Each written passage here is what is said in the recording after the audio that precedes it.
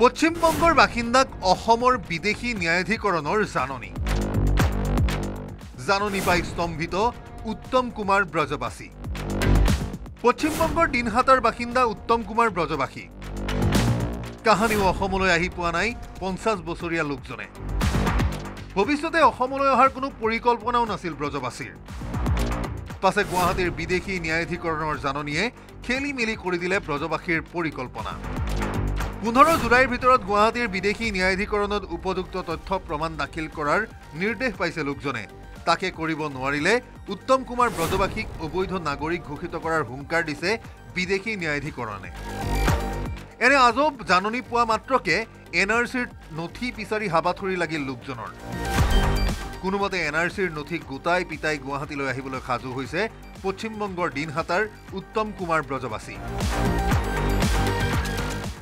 এখনো এলিভেশন করা হয়েছিল ভোটের ফটকের জন্য, তোমার জমির কাগজের জন্য, সেটা এখনো রেডি হয়নি। এখানকার সরকারে দিতে পারছে না। এখন খতিয়ান কাগজ যদি পাওয়া যায় তাহলে জমা করব, নাহলে জমা হবে না। মেলা অনেক দিনের, প্রায় 60-70 বছরের আগে। ঠাকুরদা 4 শরিকের মধ্যে নয়। পাছে পশ্চিমবংগৰ বাসিন্দা হৈ গুৱাহাটীত স্বদেশীৰ প্ৰমাণ দিবলৈ আহিব লগা হোৱাত হাহাকাৰ লাগিছে লোকজনৰ। উলুৰ লগত বগৰী পোৰাৰ ভয়ত পেটতে হাত ভৰি লুকাইছে দিনহাটাৰ চৌধুৰীহাটৰ বহু গাঁওবাসীৰ।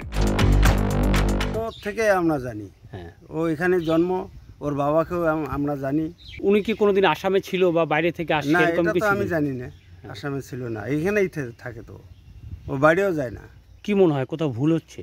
ভুল হচ্ছে তো। অনেকটাই তো আতঙ্কে আছি, ভয়ে।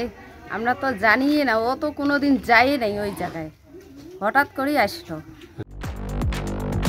স্বদেশী বিদেশীৰ টনা আজোৰাত বহুবাৰ মুখ থেকেচা খোৱা বিদেশী ন্যায়াধিকৰণে এইবাৰ পোনে পোনে পশ্চিমবংগৰ এগৰাকী কৃষকলৈ জাননী পঠোৱা ঘটনা চৰ্চিত হৈছে দুয়োখন ৰাজ্যত। বিদেশী ন্যায়াধিকৰণৰ জাননী দেখি হাঁহিবনে কান্দিব ধৰিব পৰা নাই উত্তম কুমাৰ ব্ৰজবাসীয়ে। Bureau report, news 18, Assam North east.